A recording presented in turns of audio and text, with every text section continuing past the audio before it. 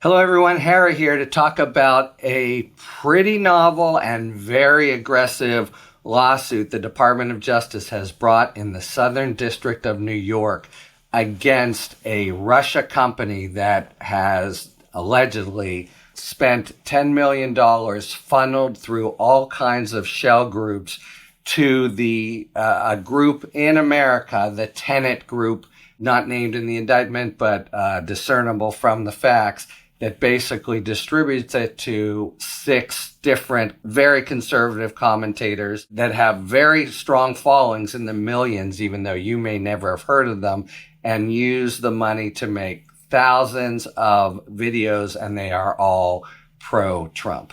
So there's no allegation, to be clear, that anybody on the Trump campaign or anything knows about this, but it is the kind of activity that in the past would be very hard to get at. Indeed, it's very hard to get at this. There's now been this crucial step of an indictment, but that doesn't mean the defendants will actually see justice. They are in Russia, but it's a shot across the bow to Russia saying, stop monkeying with our elections. If you don't, the people that we charge, they'll be having to stay in Russia their whole life. There are consequences.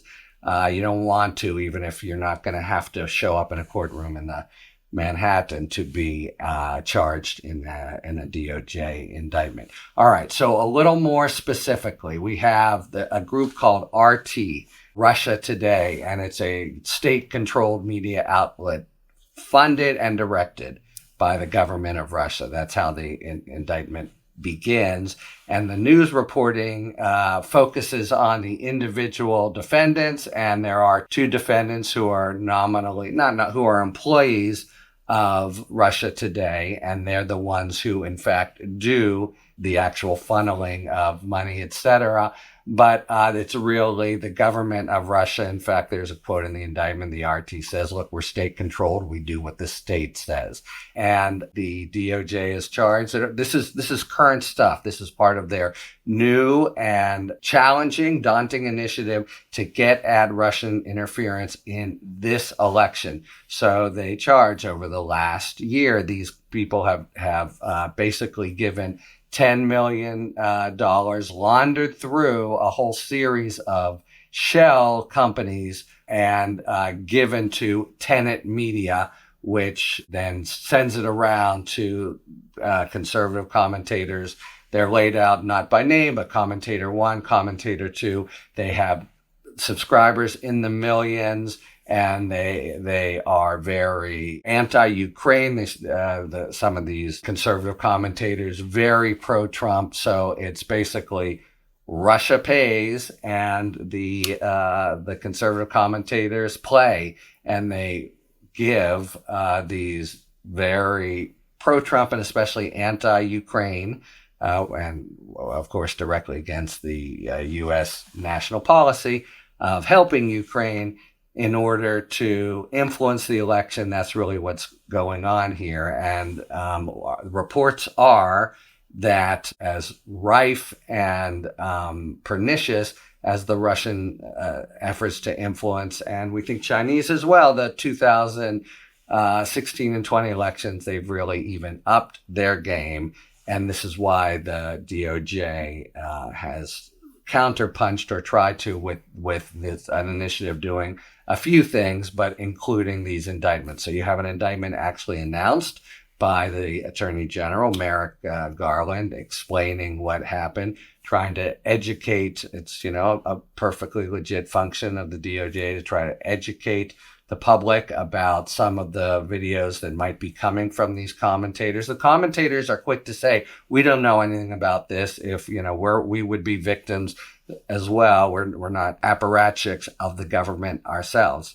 And you can take that. Presumably they're not, but they are then, stooges whose work, very pro-Trump, very anti-Ukraine, is funded basically directly by a check from the Kremlin.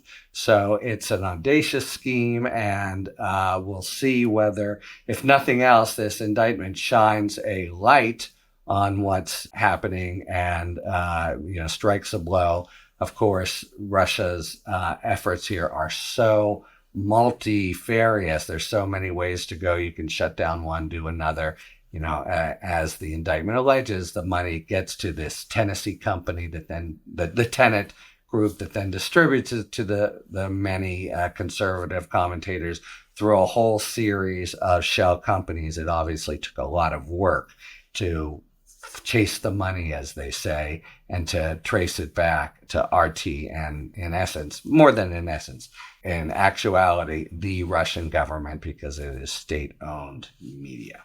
So there you have it. We'll see that you don't expect to see defendants arraigned anytime soon or trial convened.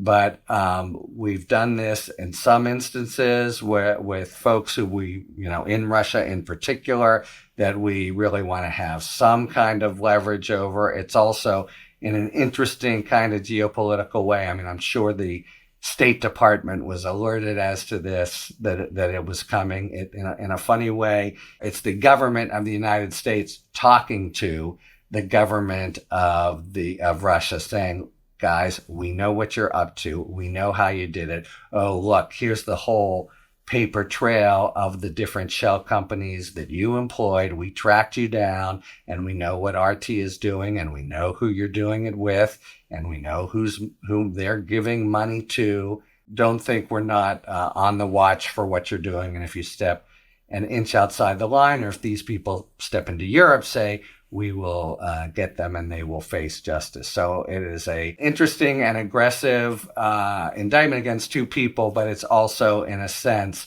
a move on the big chessboard involving Russia, where the United States strikes back against what appears to be really widespread tampering with the election and pro-Trump by Russia. And of course, Russia's main lookout here is wanting to run through Ukraine, and Trump has all but made clear that they'll have a green light with him, and Harris has made clear we'll continue the red light. So that's part of the whole sort of geopolitical goal that they are pursuing in this underhanded way.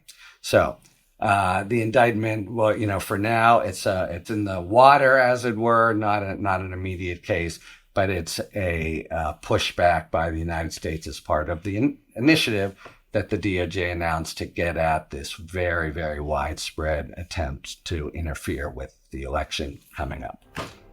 Talk to you later. Thanks for tuning in. If you enjoyed this video and other Talking Feds content, please take a second to like and subscribe. Talk to you later.